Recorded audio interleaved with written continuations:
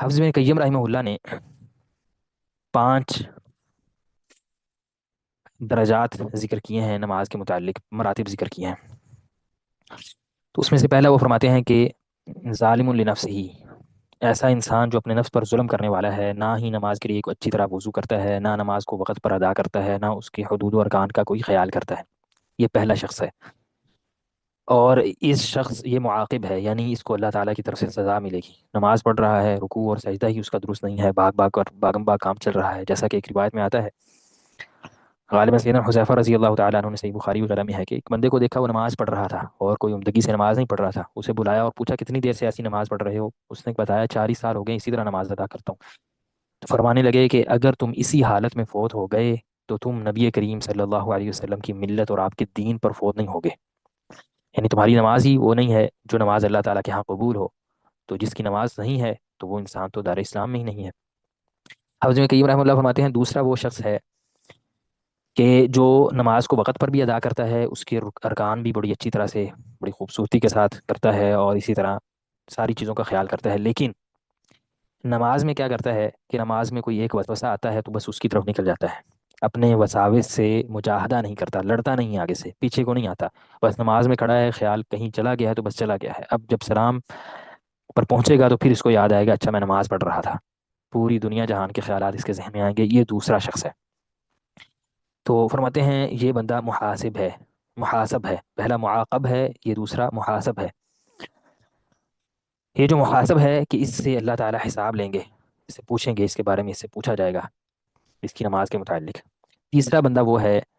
جو نماز کے حدود و ارکان پوری طرح سے ادا کرتا ہے، لیکن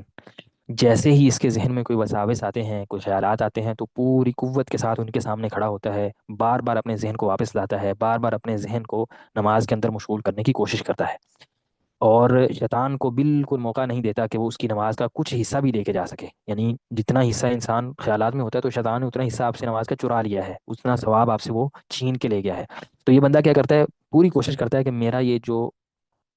متاع ہے میری، اور یہ جو میرا خضوع ہے، شیطان اس کو چھین کے نہ لے جا سکے، تو وہ پورا مجاہدہ کرتا ہے۔ تو فرماتے ہیں فہو فی صلاۃ و جہاد، یہ بندہ بیچارہ نماز بھی پڑھ رہا ہے اور جہاد بھی کر رہا ہے، یعنی شیطان کے خلاف باقاعدہ اس نے محاذ پر لڑائی شروع کی کر رکھی ہے کہ بار بار اپنے آپ کو واپس لانے کی کوشش کرتا ہے۔ تو فرماتے ہیں یہ جو تیسرا ہے شخص، یہ مکفر عنہ، اس بندے کے گناہ اللہ تعالیٰ انشاءاللہ معاف کریں گے، یعنی جو حدیث میں ذکر ہوا ہے کہ اللہ تعالیٰ اس کے گناہوں کو معاف کرتا ہے، یہ ان میں شامل ہے کیونکہ یہ پوری کوشش کر رہا ہے۔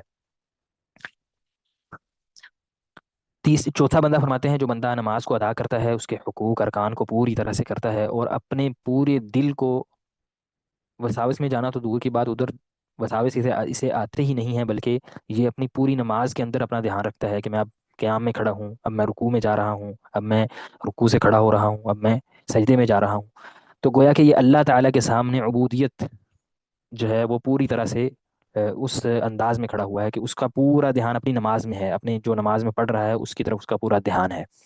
تو یہ چوتھا بندہ فرماتے ہیں مصاب، اس بندے کو اوپر یعنی ثواب بھی ملے گا، پیچھے والا جو تھا اس کے صرف گناہ معاف ہو جائیں گے، اس کو اوپر ثواب بھی مل جاتا ہے۔ پانچواں بندہ فرماتے ہیں کہ یہ بندہ نماز کے لیے جب کھڑا ہوتا ہے تو کیا ہوتا ہے، اس نماز کے ساتھ اس کا پورا دل جو ہے وہ اللہ تعالیٰ کی طرف متوجہ ہو جاتا ہے۔ وَوَضَعَهُ بَيْنَ يَدَيْ رَبِّهِ عَزَّ وَجَلَّ، اس بندے نے اپنے دل کو پکڑا ہے اور اپنے دل کو اللہ تعالیٰ کے سامنے رکھ دیا ہے، ناظرًا بِقَلْبِهِ إِلَيْهِ، اپنے دل سے اللہ تعالیٰ کو دیکھ رہا ہے، مراقبًا لَهُ ممتلئًا من محبته وعظمته، پورا اس کا دھیان ہے کہ اللہ تعالیٰ اس وقت مجھے دیکھ رہے ہیں، اللہ تعالیٰ سے محبت، اس کی عظمت کا جو ایک پورا شعور ہے اس کے ذہن میں ہوتا ہے، كأنه يراه ويشاهده، ایسے ہی سے لگ رہا ہے جیسے میں اللہ کو دیکھ رہا ہوں، اس کا مشاہدہ کر رہا ہوں۔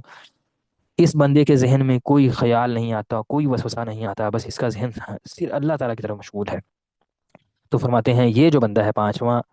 مقرب من ربہ، یہ اللہ تعالیٰ کے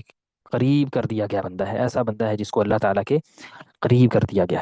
تو یہ 5 اقسام کے لوگ ہیں۔ اب ہمیں دیکھنا ہے کہ ہم ان میں سے کس صورتحال میں کھڑے ہوئے ہیں، کیا ہم ایسے ہیں کہ نماز کو نہ وقت پر ادا کرنا ہے، نہ اس کے رکوع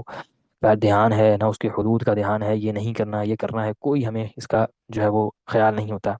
یا پھر اگر ہم نماز کو وقت پر تو ادا کر رہے ہوتے ہیں، یا اس کے لیے وضو بھی اچھی طرح کرتے ہیں، نماز کے بڑا رکوع اور خشوع بھی بڑا اس میں ہوتا ہے، لیکن وساوس جہاں پر آتے ہیں چلے جاتے ہیں۔ یا پھر ہم ان لوگوں میں شامل ہیں کہ جو باقاعدہ وساوس سے لڑتے ہیں اور پوری قوت کے ساتھ اپنے آپ کو بار بار نماز کی طرف لے کے آتے ہیں. یا پھر ہم ان لوگوں میں شامل ہیں کہ جو اس سے بھی اوپر کا درجہ اختیار کرتے ہیں کہ ان کا دھیان پوری طرح سے اپنی نماز کے اندر ہی رہتا ہے. یا پھر ہم ان لوگوں میں شامل ہیں، اللہ تعالیٰ ہم سب کو ان لوگوں میں شامل فرما دے کہ جو جب نماز پڑھتے ہیں تو پورا دھیان ان کا اللہ تعالیٰ کی طرف ہوتا ہے، اور پوری قوت کے ساتھ ان کا دل اللہ تعالیٰ کے سامنے ایسے محسوس کر رہا ہوتا ہے کہ میں اللہ تعالیٰ کو دیکھ رہا ہوں، یا اللہ تعالیٰ کم از کم مجھے دیکھ رہے ہیں، اور میں اس کے سامنے محبت کے ساتھ اس کی عظمت کا اعتراف کرتے ہوئے کھڑا ہوا ہوں. تو ہمیں ان پانچوں صورتحال کو اپنے اعتبار سے دیکھنا چاہیے.